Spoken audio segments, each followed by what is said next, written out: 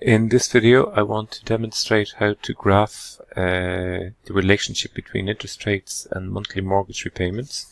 And I'm going to use an XY scatter graph. So we just highlight both columns, the X column and the Y column. We go to Insert. We come down to Chart. And then we look for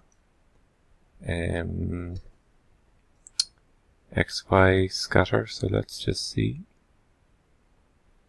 what we have here. Come down, scatter, and we've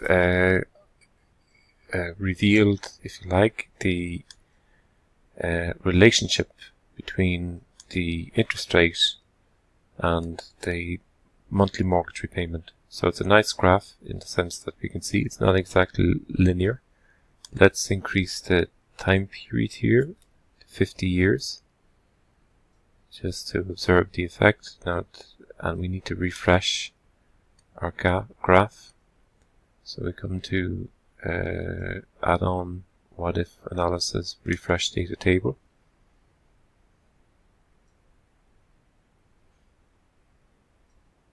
And we can see that there's obviously a difference now. So over the 50-year period, the mortgage repayment would be $544.97. Let's put that to 10 years, and then we have to refresh our data table. So add-ons, what if analysis, and refresh.